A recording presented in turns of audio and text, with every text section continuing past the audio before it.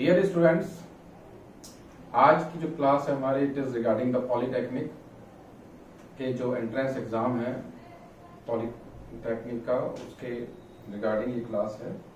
और आज का जो हमारा सिलेबस है, जो हमारा आज का चैप्टर है, उसका नाम है समतल आकृतियों का क्षेत्रफल, area of plane figures. Clear है?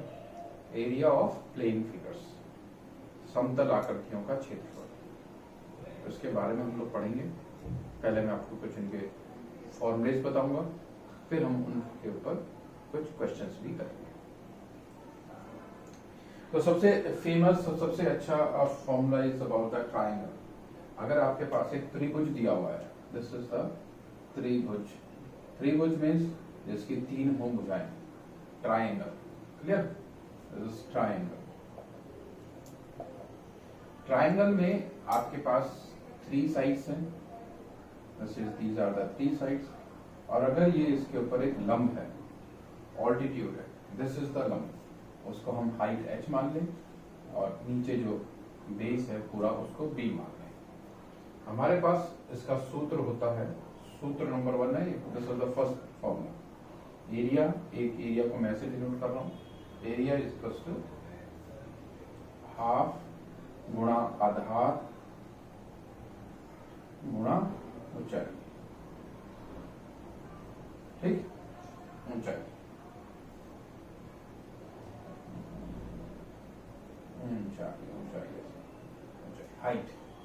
ठीक है, हम इसको ऐसे भी समझ सकते हैं, हाफ गुणा बेस गुणा हाइट। ठीक? बेस का मतलब आधार हो गया, हाइट का मतलब ऊंचाई। एक नंबर का फॉर्मूला हमारे पास आ गया।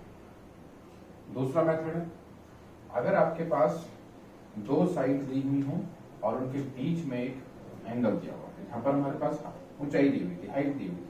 अगर ऐसे दिया हुआ, ये ए और ये बी, और ये बीच का एंगल है थीटा, मतलब 2 साइड और उनके बीच का एंगल, 2 साइड और उन दोनों साइड के बीच का एंगल की बात कर रहा हूं। अगर आपने यहाँ पर एंगल लिया तो कोई मतलब नहीं है, अगर यहाँ पर एंगल लोगे तो ये और ये साइड आपको लेनी है, यहाँ का एंगल लिया तो ये और ये साइड आपको लेनी है। इसके लिए हमारे पास फॉर्मूला होता है half a into B sine theta. Clear है? तो एक फॉर्मूला हमारे पास आ गया half into base into height, एक फॉर्मूला हमारे पास आ गया half into E B into sine theta. Clear है? Next formula number 3। अगर हमारे पास ना तो एंगल दिया हुआ है और ना हमारे पास हाइट दी हुई है, बट हमारे पास ना 3 भुजाएं देती, ए बी और सी, 3 भुजाएं देती। हम इसमें, अगर हमें इसका एरिया निकालना है, हम इसको पहले एस निकालेंगे, सेमी पेरीमीटर। ठीक? अर्ध परिमाप। क्या करेंगे इसमें? तीनों भुजाओं का योग बटे 2। ये मेरे पास एस आ गया। और फिर एरिया निकालने के लिए फॉर्मूला लगा देंगे, under root S, S minus A, S minus B, S minus C. तो 3 मेथड आपने पढ़ लिए। पहले केस में अगर ऊंचाई दी हुई है, आधार दिया हुआ है, दूसरे केस में 2 भुजाएं हैं और उनके बीच का एंगल दिया हुआ है, कोण दिया हुआ है। तीसरा केस है, तीनों भुजाएं दी हुई हैं, ए बी और सी, और उन भुजाओं के हिसाब से ये आपको सॉल्व कर लेना है। क्लियर? चौथा फॉर्मूला पढ़ लेते हैं। अगर आपके पास यही केस में, ऊपर वाले केस में आपके पास 2 भुजाएं बराबर दे रखी हैं और एक भुजाएं अलग दे रखी है, 2 भुजाएं जो बराबर दी हुई हैं उसके लिए आपके पास फॉर्मूला, इसको हम कहते हैं आइसोसेलेस ट्रायंगल। ठीक है?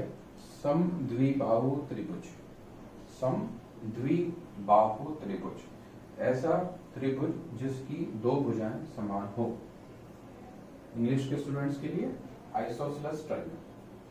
तो इस पर्टिकुलर केस में अगर हमें इसका एरिया पता करना हो तो हमारे पास हो जाएगा b/4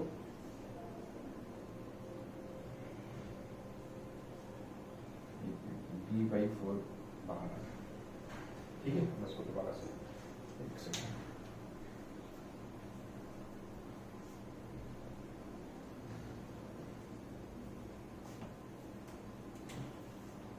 त्रिभुज का formula b/4 √4a² minus b²। Clear है? b/4 √4a² minus b²। b वाली जो भुजा है वो अलग है और a वाली भुजाएं, दो भुजाएं हैं, वो समान है। तो ये हमारे पास 4 फॉर्मूले आ गए। 5वां फॉर्मूला मेरे पास एक और आ रहा है। मैं अगर कहूं, अगर हमारे पास समबाहु त्रिभुज है, कौन सा है? ये है समद्विबाहु त्रिभुज, और मैं ये कह रहा हूं समबाहु त्रिभुज। समबाहु मीन्स जिसकी सारी साइड्स समान हो, जिसकी सारी भुजाएं समान हो, यानी कि उसको कहते हैं इंग्लिश स्टूडेंट्स के लिए इक्विलैटरल ट्रायंगल। तो इक्विलैटरल ट्रायंगल अगर आपके पास है तो उसका नाम है समबाहु त्रिभुज, और अगर किसी की दो भुजाएं बराबर हैं तो उसको नाम है समद्विबाहु त्रिभुज। तो समबाहु त्रिभुज के लिए आपके पास फॉर्मूला आ जाएगा √3/4। भुजा को मैं ए मान लेता हूं, ए का स्क्वायर, ए का वर्ग। तो त्रिभुज का एरिया हमारे पास हो जाएगा √3/4 भुजा का वर्ग। तो ये आपके पास 5 मेथड है। अगर आपको कोई भी ट्रायंगल का एरिया पता करना है तो इस मेथड से आप उस ट्रायंगल के एरिया को, उस त्रिभुज के एरिया को पता कर सकते हैं। क्लियर है? हम इनके ऊपर कुछ क्वेश्चंस भी करेंगे। ठीक है, मैं आपको कुछ फॉर्मूलेस भी बता देता हूँ और कुछ क्वेश्चन के ऊपर करते हैं। मैं इसको रख करता हूँ।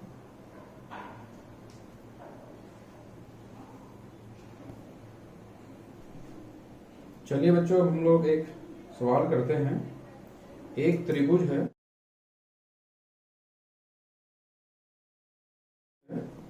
जिसकी भुजाएं हैं 7:8:9 के अनुपात में, और उसका परिमाप है 192 सेंटीमीटर। उसका क्षेत्रफल वर्ग सेंटीमीटर में पता करना है। एक त्रिभुज है जिसकी भुजाओं का अनुपात 7:8:9 में है, और उस भुजा का, उस त्रिभुज का परिमाप है 192 सेंटीमीटर। आपको उसका पता करना है एरिया, उसका पता करना है क्षेत्र। तो ये त्रिभुज दिया हुआ है और उसकी भुजाओं का दिया हुआ है अनुपात 7:8:9। उसका परिमाप दिया हुआ है। तो परिमाप हो गया आपके पास, P हो गया 192 सेंटीमीटर।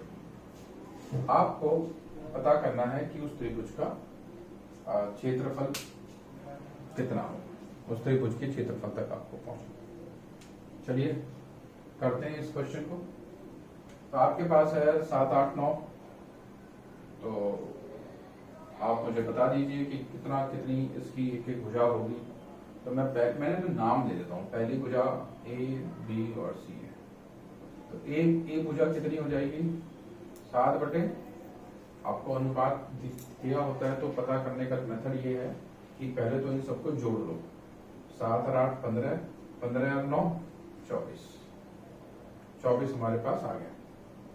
ठीक है, तो जो जो भुजा निकालनी है उसकी वो लिखो, बटे में ये लिखना है। तो 24, तो 7/24 गुणा 192। तो 24 में कब आता है 192? 8 बार, और 7×8 56 सेंटीमीटर हो गया। पहले वाली जो भुजा है वो हमारे पास 56 हो गई। उसी प्रकार से यानी कि इसको भाग करा तो 8 आया, 8 को 8 से गुणा कर दिया तो 64 आ जाएगा। 8×9 72। ठीक है, एक बार आप करके ये सब कुछ आप ओरली भी कर सकते हैं, फास्ट भी हो सकता है, कोई लंबा चौड़ा काम नहीं है। मैंने एक स्टेप बता दिया करके, बाकी तो फिर सब में ऐसे ही डिवाइड करना है बस। फिर तो ये नंबर यहाँ पर 7 की जगह 8 आ गया, 8 की जगह 9 आ गया। ये 3 भुजाएं हमारे पास आ गई। परिमाप दिया हुआ है 192, तो इसका अर्ध परिमाप सेमी जो पेरीमीटर है वो कितना हो जाएगा, 192 को आप 2 से भाग कर देंगे, 2 नंग में 18, 2 6 72, तो 96 सेंटीमीटर आ गया, 96 सेंटीमीटर आ गया। तो आपके पास सारी चीजें आ गई। अब ना इससे आपको आइडिया मिल रहा है कि ये जो मेरे पास केस है, इस केस में मेरे को अप्लाई कर लेना था हीरोज फॉर्मूला। यही आपके पास सबसे बढ़िया तरीका है। फॉर्मूला पता ही है आपको, करने का मेथड पता ही है। फॉर्मूला लिखने की एग्जाम में कोई आवश्यकता नहीं है, मैं तो सिर्फ इसलिए बता रहा हूँ जिससे कि आप उसको दोबारा से रिकॉल कर लें, कोई दिक्कत नहीं है इसको समझने में, अच्छे से समझ पा रहे हैं। ठीक, इसको करेंगे तो आपके पास एस कितना हो गया, तो एस क्या है 96, तो 96 लिख दिया। दूसरे केस में 96 माइनस ए हो गया 56, तो 96 में से 56 को माइनस करेंगे 40 आ जाएगा। ठीक, फिर हमारे पास आ रहा है एस माइनस बी, 96 में से 64 को माइनस करेंगे 2 और 3 32, और 96 में से 72 को माइनस करेंगे तो 4 और 2 यानी कि 24। ठीक है जी, फैक्टर बना लेते हैं इनके। 96 का फैक्टर हो जाएगा आपके पास में 24 चौक 96, ठीक है, 40 के 8 पंजे 40, 32 के 8 चौक 32 और ये 24। ठीक, जो जो दो वे एक साथ बन रहे हैं पेयर, ये और ये बाहर निकाल दिया आपने, फिर ये वाला 4 और ये वाला 4 एक बार बाहर निकाल दिया, फिर ये वाला 8 और ये वाला 8 एक बार बाहर निकाल दिया, और अंडर रूट में 5 है। क्लियर है? तो 24 चौक 96, 96 को 8 से मल्टीप्लाई कर लिया, नहीं कर लेते हैं, 8 6 48, 8 9 72 और 4 76, तो 768 रूट 5 वर्ग जो है सेंटीमीटर स्क्वायर में आपके पास में आंसर आ जाएगा। क्लियर है? तो आपने क्वेश्चन देखा, आपके पास 7:8:9 के अनुपात में त्रिभुज की भुजाएं दी हुई थी। त्रिभुज का जो परिमाप है वो दिया हुआ था 192 सेंटीमीटर। आपको उस त्रिभुज का क्षेत्रफल पता करना है। तो आपको सबसे पहले अनुपात के हिसाब में ये पता करना है कितने कितने की एक एक भुजा है। अनुपात में ए के लिए ये ABC नाम दे दिया, ए के लिए पता करना है तो 7 बटे इन सब का सम करके 24 गुणा 192 56 आ गया। फिर ऐसी 8 बटे 24 गुणा 192 64 आ गया। फिर 7 बटे 24 सॉरी 9 बटे 24 गुणा 192। फिर ये वाला आपको पता ही है सूत्र, और इस हिसाब से आप इनको फटाफट और स्मार्टली कर सकते हैं। क्लियर है? चलिए मैं आपको आगे का क्वेश्चन करवाता हूँ। नेक्स्ट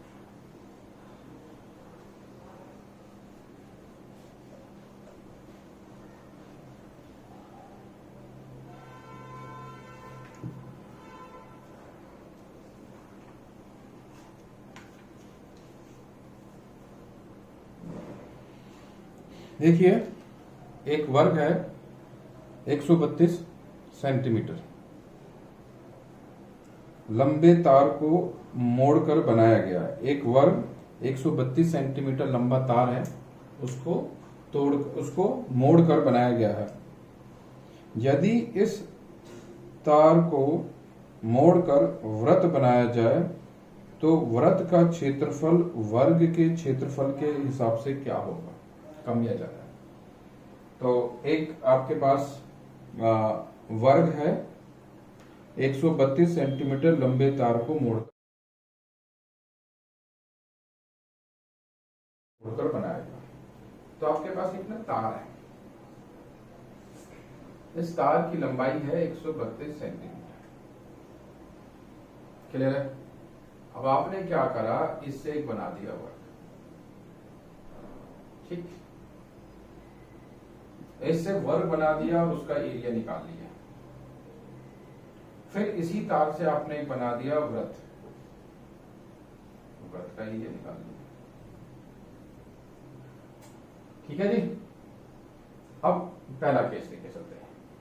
पहले केस में है कि जी 132 सेंटीमीटर की लंबाई है, उससे आपने वर्ग बनाया है, तो वर्ग का जो परिमाप होगा वो तो 132 ही होगा। वर्ग का जो परिमाप होगा 132 ही होगा। क्या फॉर्मूला होता है? 4 गुणा ए, चारों साइड क्योंकि वर्ग की समान होती हैं तो ए आ गया, तो 4a बराबर 132। सॉल्व कर लेते हैं। यहाँ पर 4 एकम 4, यहाँ पर 33, यानी एक भुजा 32 सेंटीमीटर की है। वर्ग का क्षेत्रफल कितना होता है? वर्ग का क्षेत्रफल होता है भुजा का वर्ग, यानी 33 का वर्ग। क्लियर है? यहां तक क्लियर है। सेकेंड केस, अब इसी वृत्त से हमने बना दिया, इसी तार से हमने बना दिया वृत्त। ये वृत्त का रेडियस हो गया। तो टोटल जो इसकी लंबाई है चारों ओर से वो हमारे पास 132 है। ठीक, 132 हो गया। सरकमफ्रेंस, परिधि, क्या हो गया? परिधि। सरकमफ्रेंस का फॉर्मूला होता है 2 पाई आर। 2 पाई आर आपके पास 132 आ गया। 2 पाई आर 132 आ गया, और 2 से आपने इसको काटा तो 66 बचा। रेडियस आपके पास आ गया 66/पाई। रेडियस का मतलब है त्रिज्या। ये आपका हो गया त्रिज्या। त्रिज्या कितनी आ गई? 66/पाई। सेंटीमीटर में सब कुछ सेंटीमीटर्स में। ठीक, अब वृत्त का क्षेत्रफल क्या होता है? वृत्त का क्षेत्रफल होता है पाई आर स्क्वायर। कितना होता है? Pi R square. Pi R square में पाई कितना है? पाई तो पाई है, इंटू 66/पाई, 2 बार है 66/पाई। इस पाई से तो ये पाई कैंसिल कर लिया, और नीचे इस पाई को मैं सॉल्व करने की कोशिश कर लेता हूँ। 22/7 होता है, तो 7 को ऊपर ले जाता हूँ। 22 दिया 66, तो 7 दिया 21, तो मेरे पास आ गया 66 गुणा 21 सेंटीमीटर स्क्वायर। ये 33 सेंटीमीटर। क्लियर हो गया भाई? अब इनका आपको अंतर पता कर लेना है। तो अंतर पता करने के लिए मैं वृत्त की इसमें से और जो वर्ग का एरिया है उसको माइनस कर लेता हूँ।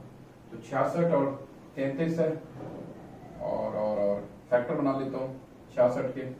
33 इंटू 2 इंटू 7 इंटू 3, ये 3, पहले तो 33 ही लिख लेता हूँ, इंटू 3 इंटू 11। तो 33 और 3 मेरे पास कॉमन आ रहा है, तो मेरे पास 99 में तो कॉमन आ गया।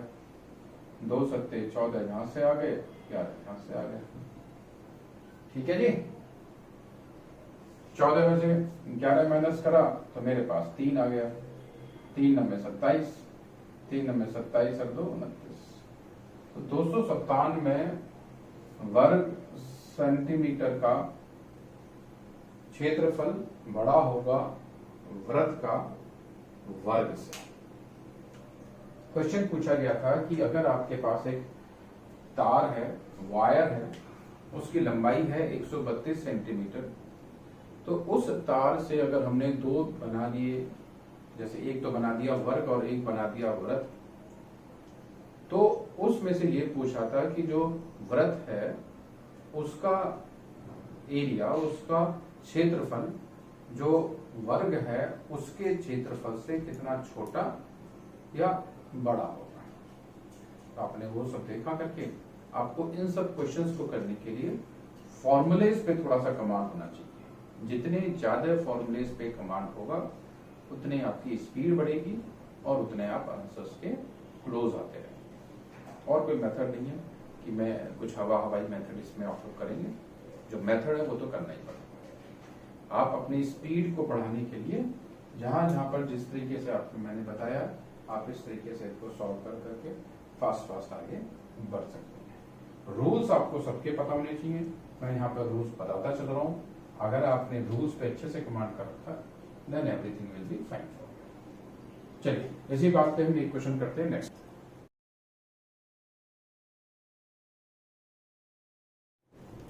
देखिए बच्चों, एक क्वेश्चन है, किसी चतुर्भुज की भुजाएं क्रमशः 5, 12, 18 तथा 11 सेंटीमीटर है। पहली दो भुजाओं के बीच का कोण समकोण है। चतुर्भुज का क्षेत्रफल वर्ग सेंटीमीटर में ज्ञात करिए। एक आपके पास चतुर्भुज है और उस चतुर्भुज उसको कहते हैं जिसकी 4 भुजाएं हो, क्लोज्ड फिगर हो, और उस चतुर्भुज की जो भुजाएं हैं वो है 5, 12, 18 और 11। पहली दो भुजाओं के बीच का कोण 90 डिग्री का है। कोशिश करते हैं बनाने की। This is 5, this is 12, this is 90, this is 18 and this is 11। इस तरीके से ये हो रहा होगा। This is A, B, C and D. ये हमारे पास 5, 12, ये 18 है और ये 11। ये सारी साइड सेंटीमीटर्स में है और पहले दो के बीच का, ए बी और बी सी के बीच का कोण 90 डिग्री। चलिए हमें इसका एरिया पता करना है। एरिया पता करने के लिए मैं इसको बीच में से ज्वाइन करूंगा। ये ए है और ये सी है, ज्वाइन कर दिया। अब मेरे पास बन गए हैं 2 त्रिभुज। क्लियर है? 2 त्रिभुज मेरे पास बनकर आ गए।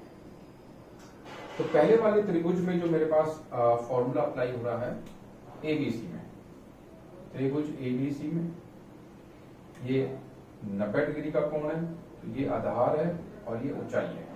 त्रिभुज का एरिया हमें पता है, हाफ इंटू आधार इंटू ऊंचाई। आधार मतलब बेस, ऊंचाई मतलब हाइट। आपको एग्जाम में कहीं पर भी फॉर्मूला का यूज पूरा लिख के नहीं दिखाना, मैं सिर्फ बता रहा हूं।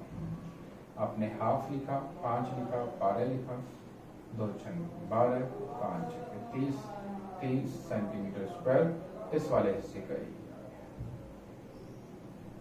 क्लियर है? ऐसा ओरल था, इसमें लिखने की भी नहीं जरूरत नहीं थी। हाफ गुणा 5 इंटू 12 था, तो आप ओरली कर सकते। अब एबीसी में से ना मेरे को एसी भी पता करना है।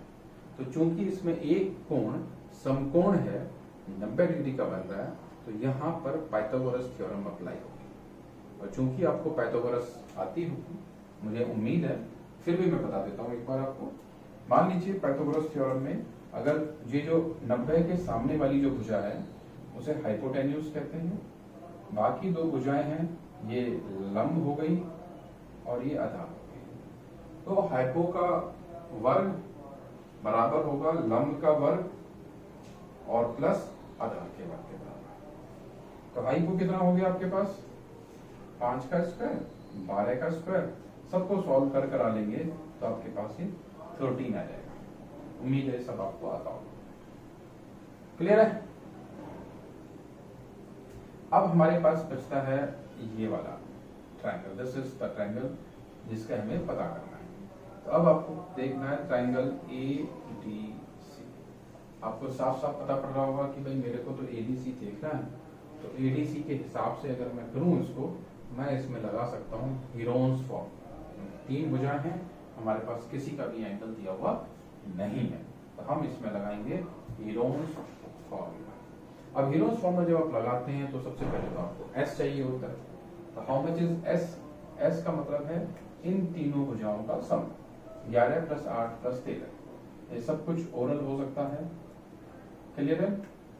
तो 11 और 8 और 13 तो कितने हो गए 20 और 20 40 और 2 42 42 बटा 2 21। ठीक है जी 21 आ गया मेरे पास। फिर आपको हेरोन्स फॉर्मूला मैंने अभी लिखवाया भी है, पता भी है, फिर भी मैं एक बार लिख रहा हूँ जिससे कि आप लोगों को अच्छे से समझ में आ जाए। लिखने की कहीं कोई आवश्यकता नहीं है, फास्ट फास्ट आपको कर लेना है। S 21 है तो मैं इस बार थोड़ा सा एक स्टेप इसमें ओवर रूल कर देता हूँ, और वो स्टेप ये है कि मैं इसको वैल्यूज को पुट नहीं करता। S 21 है 21 लिखिए, दूसरे में 21 माइनस 11 है 10 आ गया, फिर 21 माइनस 18 है 3 आ गया, 21 माइनस 13 है 8 आ गया। ये मेरे पास इस तरीके से बनकर आ गया। फिर क्या हो गया मेरे पास 21 के फैक्टर्स हैं 3 इंटू 7, 10 के हैं 2 इंटू 5, फिर 2 इंटू 2 इंटू 2 है। ये दोनों 2 बार हैं, एक बार बाहर आ जाएगा, ये 2 बार हैं, एक बार आएगा, ये बचे हुए 2 बार हैं, ये भी एक बार बाहर आ गया, और अंदर रूट में आ गया 35। 4 दिया 12, 12 रूट 35। 35 आपको पता है 36 का वर्ग कितना होता है, 36 का वर्गमूल होता है 6, तो 35 है मोटा मोटी 6 के आसपास आ जाएगा, 12 6 72 आ जाएगा। ये आपके पास ना ऑप्शन दिए होंगे, एमसीक्यू टाइप में क्वेश्चन होगा तो ऑप्शन दिए होंगे, तो 72 35 का वैसे आना चाहिए 5.9 5.8 इस तरीके से आ जाएगा, तो उसके हिसाब से आप कर सकते हैं। तो एक एवरेज पे आप पहुंच सकते हैं कि जो उस नंबर के आसपास होगा वो आपका आंसर होगा। तो ये 72 नंबर आ जाएगा। तो टोटल एरिया कितना हो गया, टोटल एरिया हो गया 72 प्लस 30 2 7 8 3 10, तो टोटल एरिया आपके पास आ जाएगा 102। हमारे पास जो ऑप्शन दिया हुआ है ये बड़े क्लोज ऑप्शन दिया हुआ है। एक दिया हुआ है 100 प्लस 99, वो किसी भी हालत में नहीं होने वाला। एक दिया हुआ है 102 102 102 102 भी नहीं होगा क्योंकि हमने तो एक्स्ट्रा लिया हुआ है। एक दिया हुआ है 100, वो नहीं हो सकता। एक दिया हुआ है 101.24, उसकी भी उम्मीदें मुझे कम लग रही हैं। तो इसका मतलब ये जो अप्रोक्सीमेटली जाएगा इट विल बी 100.99 के हिसाब से जाएगा। 35 का जो स्क्वायर रूट आपको निकाल लेना है और उसके हिसाब से कर लेना है। इसके निकालने की जरूरत नहीं, आपको इसी से आइडिया मिल जाएगा बहुत अच्छे वाला। तो 100.99 आपके पास आ जाएगा क्योंकि वो 101 के हिसाब से हो जाएगा और 101 ज्यादा इसके क्लोज बैठेगा। ठीक है बच्चों, आज का जो हमारा था टॉपिक वो था समतल आकृतियों का क्षेत्रफल। अभी इसमें हम बहुत सारे क्वेश्चंस और भी करेंगे, और आप लोगों से मेरा यही है कि आप सब बच्चे एग्जाम के लिए बहुत अच्छे से मेहनत करें, प्रिपरेशन करें, और मेरी जो वीडियोज हैं उसको लाइक करें, शेयर करें और सब्सक्राइब करें। बहुत अच्छा रहेगा आपके लिए।